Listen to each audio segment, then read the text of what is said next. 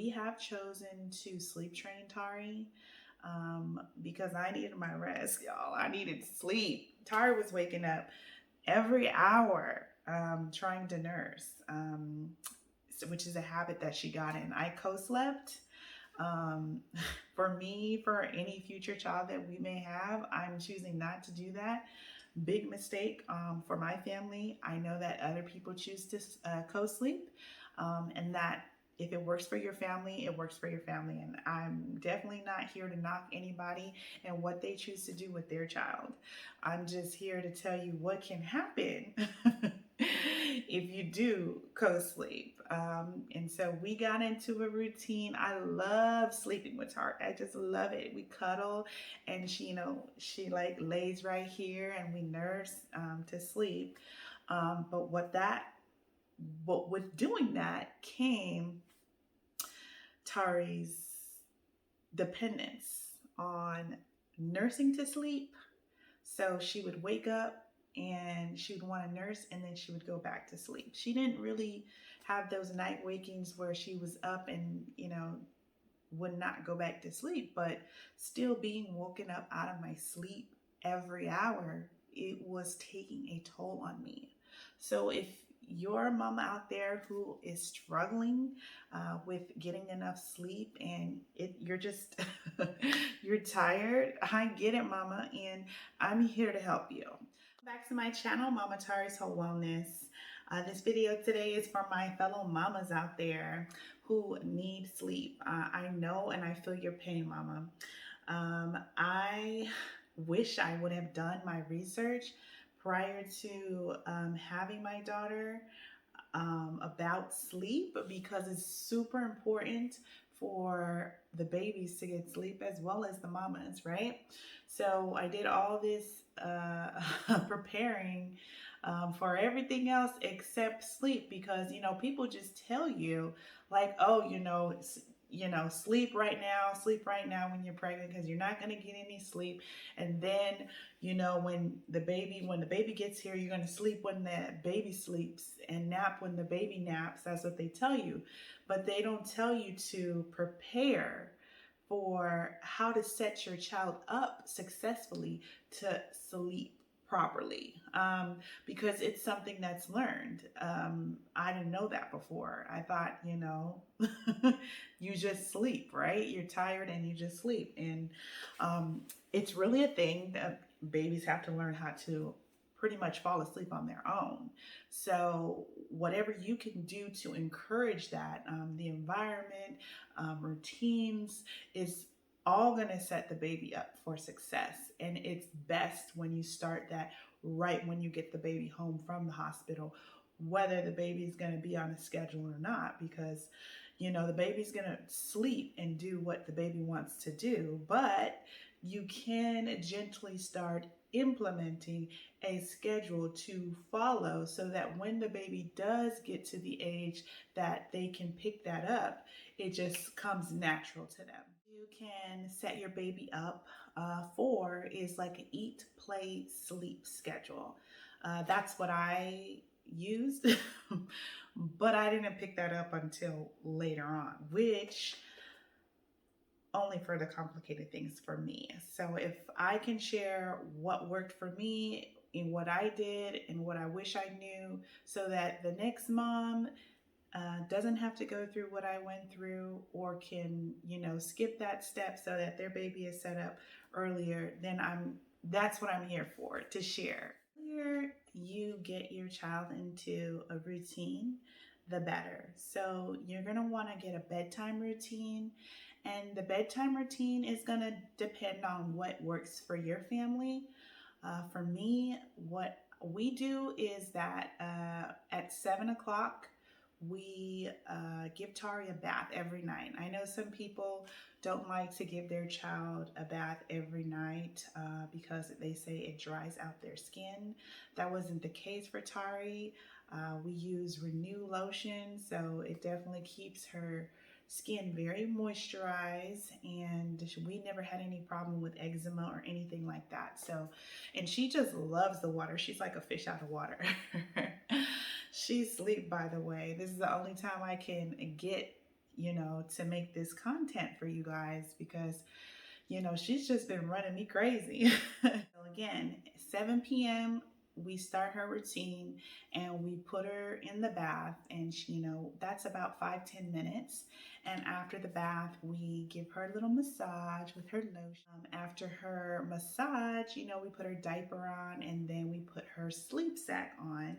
And then after that, we take her to her room and we read her a bedtime story. I nurse her, and then we put her down in the crib. So I am the one that typically does that because she is just used to it. That's how it works. We've tried with her dad, and she just really cries a lot. So, and he doesn't really like to sing, and she loves singing. So I sing to her right before I put her down in the crib. So I'm in no way, shape, or form am I an expert at sleep training, at anything really. All I'm here to do is share my experience so that someone else who is needing the information can get the information, and it could be a blessing to someone else. So, like I was saying before, I really wish that I did my research and got Tari started early. Even my pediatrician was telling me at 4 months, well, a little bit before she got to 4 months, she was telling me that I needed to, cut out nursing Tari to sleep. And she was telling me that, because of all the night wakings that she was having at that age, she was saying, it's okay, but you might want to think about sleep training her. And I know this is it's a hot topic, and I know people like to act like, oh, it's such a big problem, and oh, how are you going to deny your child when they need you? And the truth is that what's very necessary and what's very needed is sleep for the mom and also sleep for the baby. That's how they grow. That's how they are able to learn, and their bodies need the rest to rejuvenate, to grow. So it's super important for them to get their rest. That's what they do majority of the time. And so when a baby is not able to self-soothe, or a baby is not able to get,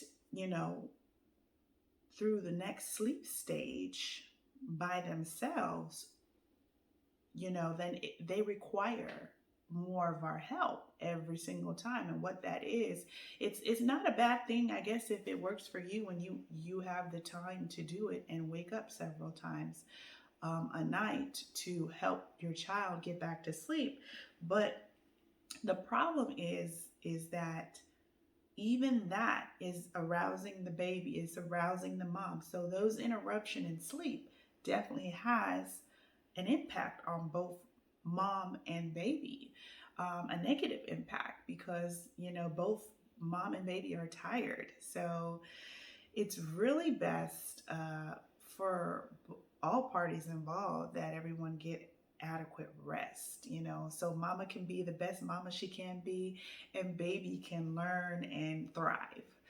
So we have chosen to sleep train Tari because I needed my rest, y'all. I needed sleep. Tari was waking up every hour trying to nurse, which is a habit that she got in. I co-slept.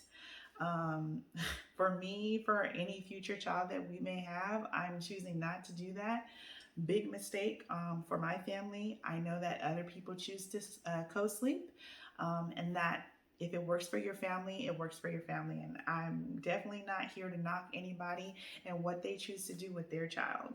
I'm just here to tell you what can happen if you do co-sleep. And so we got into a routine. I love sleeping with her. I just love it. We cuddle, and she like lays right here, and we nurse to sleep. But with doing that came Tari's dependence on nursing to sleep. So she would wake up and she would want to nurse, and then she would go back to sleep. She didn't really have those night wakings where she was up and, would not go back to sleep, but still being woken up out of my sleep every hour, it was taking a toll on me. So if you're a mama out there who is struggling with getting enough sleep, and you're just you're tired, I get it, mama, and I'm here to help you. I'll be doing another video on exactly how I sleep trained her, but I'm just here in this video trying to tell you guys about routines and how important they are, so that the babies learn how early to self-soothe, so that they can get the sleep that they need. And if you don't implement that, and even sometimes if you do, it doesn't, putting a routine in place doesn't guarantee a good sleeper. I'll tell you that. But it can help. It really can. So what it does is that the baby is going to know what's coming next. And so it's going to be predictable for them. It's going to make them feel comfortable. And when they learn the routine, then, they would go down quicker. And that's the idea behind it. Doesn't mean that it always works, but these are tools that can help the process of teaching baby how to go to sleep, and making them comfortable with going to sleep. Sleep is a fun thing. Sleep is very necessary. And we want the babies to feel that way, so that they're not scared to go to sleep, that they enjoy sleep because it's very necessary. To see, there's so many different things that you can do, but just make sure that you have a routine.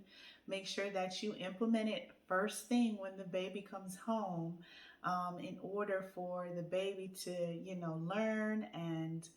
learn to sleep, and hopefully, I've heard and I've seen many people who have implemented that from the day one, and their babies were sleeping through the night by a month, and 2 months or 3 months, which wasn't the case with me and Tari.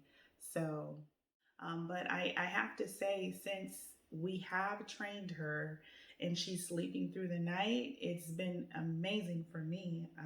I'm able to get my rest, and I'm able to be a better mom because of it.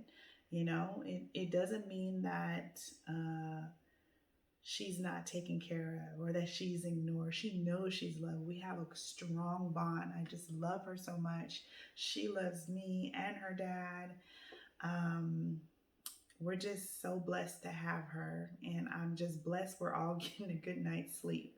And that didn't really happen until we moved Tari into her own room. She really wasn't trying to have any of that stuff in our room, because both her dad and I snore. So I think we were just really disruptive. And so she's doing so much better in her room. So that might be the trick too. I know they say sleep with your baby in their room till they're 6 months.